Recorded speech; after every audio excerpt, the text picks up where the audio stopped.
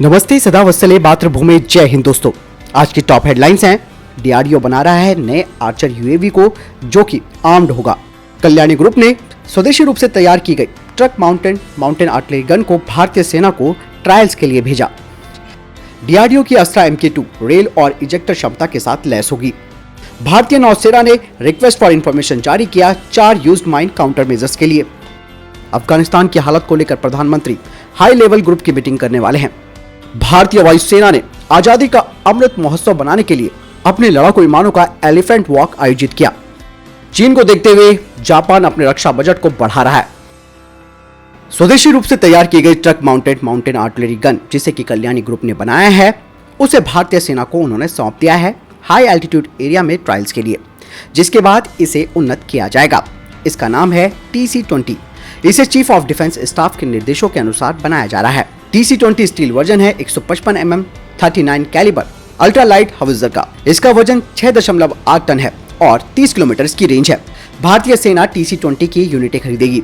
TC-20 अभी prototype के stage में है और इसे नॉर्दर्न सेक्टर और नॉर्थ ईस्टर्न सेक्टर में अलग अलग वातावरण में 12 महीनों तक परीक्षण किया जाएगा और उसके बाद इसे भारतीय सेना में शामिल किया जाएगा। बढ़ते अगले अपडेट की तरफ, जो कि डीआरडीओ के आर्चर यूएवी को लेकर आ रही है। डीआरडीओ ने नए आर्चर यूएवी पर काम करना शुरू कर दिया है, जो कि medium range unmanned aerial vehicle होगा, जिसे पावर देने के लिए टर्बोजेट इंजन का इस्तेमाल किया जाएगा। आर्चर यूएवी आर्म रिकॉग्निजेंस ड्रोन होगा और इसका कॉम्बैक्ट रेंज 200 किलोमीटर की होगी और सर्विस सीलिंग इसकी 5000 मीटर होगी। इसका इस्तेमाल टैक्टिकल रिकॉग्निजेंस में किया जाएगा और ये हाई वैल्यू टारगेट और बंकर्स को पूरी तरीके से तबाह कर सकता है। इसके अलावा गाइडेड आर्टिलरी फायर सिस्टम को भी। पहला आर्चर यूएवी कॉन्ट्रैक्ट साइन होने के 1 साल के अंदर तैयार हो जाएगा, जिसके बाद 3 नए यूएवी का प्रोटोटाइप बनाया जाएगा, जिनकी टेस्टिंग और फ्लाइट सर्टिफिकेशन किया जाएगा। भारतीय सेना इसके करीबन 20 यूनिट का ऑर्डर देगी।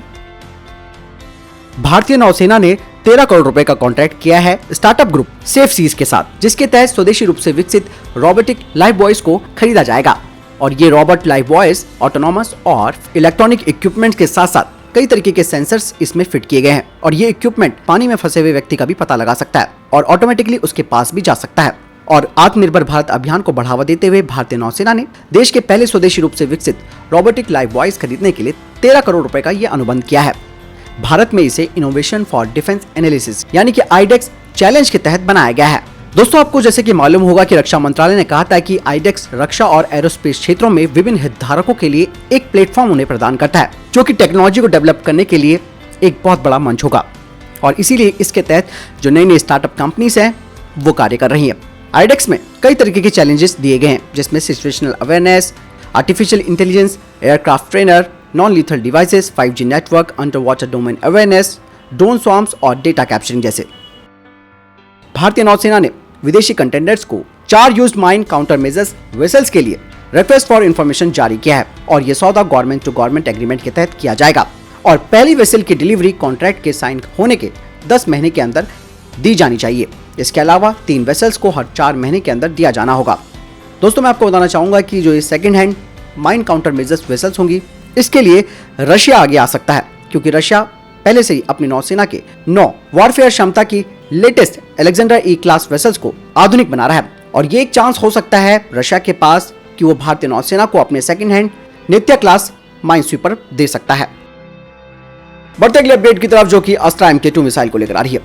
दोस्तों, डीआरडीओ पहले से ही अस्त्रा MK2 की 12 प्री प्रोडक्शन यूनिटें तैयार कर रहा है और इनका ट्रायल जल्द ही फास्ट ट्रैक मोड में Su-30 MKI से किया जाएगा और ऐसा कहा जा रहा है कि इस साल तक इनका ट्रायल Su-30 से कर लिया जाएगा।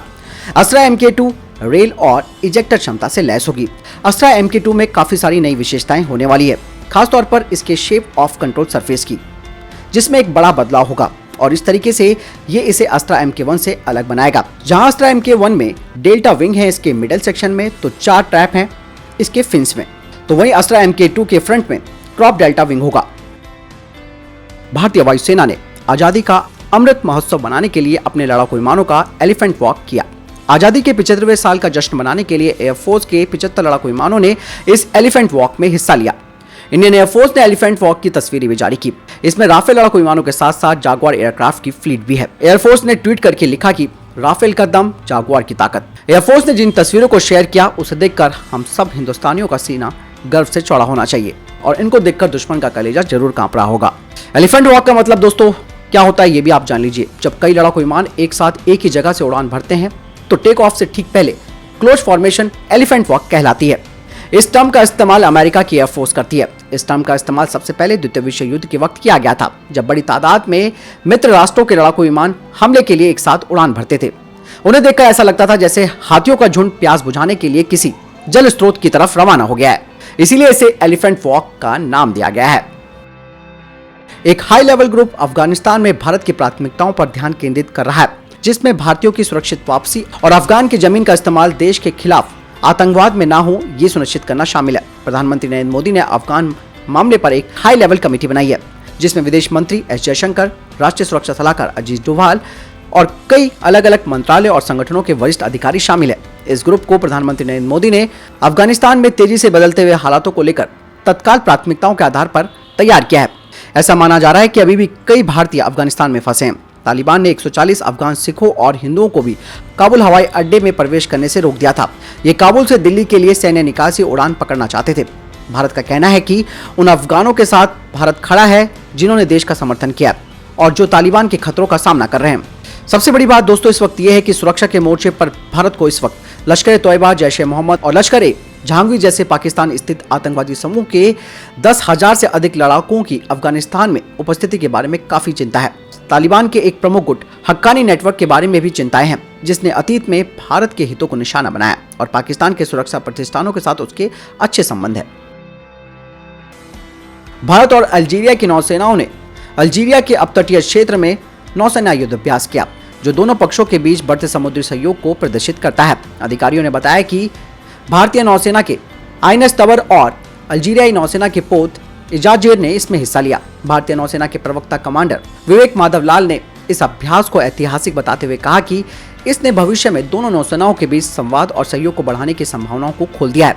साथ ही उन्होंने कहा कि अभ्यास के दौरान भारतीय और अल्जीरियाई युद्धपोतों के बीच एक युद्धाभ्यास किया गया, जिसमें संचार प्रक्रियाओं और सिस्टम पास सहित अनेक गतिविधियां आयोजित की गई। दोस्तों भारत पिछले कुछ सालों से विभिन्न अफ्रीकी देशों के साथ रक्षा और सुरक्षा संबंधों को बढ़ाने पर ध्यान केंद्रित कर रहा है। पूर्वी चीनी सागर और दक्षिणी चीनी सागर में आग दिखाने वाले चीनी ड्रैगन से निपटने के लिए जापान ने अपनी जोरदार तैयारियां शुरू कर दी है। जापान के रक्षा मंत्रालय ने रिकॉर्ड 50.1 अरब डॉलर के रक्षा बजट की मांग की है। अगर ये रक्षा बजट पारित हो जाता है तो पिछले 8 साल में जापान की ओर से रक्षा बजट में सबसे बड़ी बढ़ोतरी होगी। जापान चीन के खतरे को देखते हुए लगातार अपनी तैयारियों को मजबूत करने में जुटा है। एक रिपोर्ट के मुताबिक जापान के रक्षा बजट में 2.6% की वृद्धि की जा रही है। इस वृद्धि के बाद जापान का रक्षा बजट 5.5 ट्रिलियन येन यानी कि 50.1 अरब डॉलर का हो जाएगा। ये वर्ष 2014 के बाद रक्षा बजट में सबसे बड़ी बढ़ोतरी होगी। अगर अमेरिकी सेना के साथ उसके गठजोड़ पर आने वाले खर्चे को जोड़ दिया जाए तो ये पूरी धनराशि जापान के कुल जीडीपी के 1% से भी ज्यादा हो जाएगी। अब तक जापान केवल 1% ही रक्षा क्षेत्र पर खर्च करता आया है। सिप्री की रिपोर्ट के मुताबिक 2019 में जापान का कुल रक्षा खर्च चीन के रक्षा बजट का 5वां हिस्सा था। इससे पहले जापान के रक्षा मंत्री नियोबो काइशी ने कहा था कि जितने पैसे की जरूरत होगी हम खर्चा करेंगे। जापान अंतरिक्ष में निगरानी के लिए 85 अरब येन खर्च करेगा।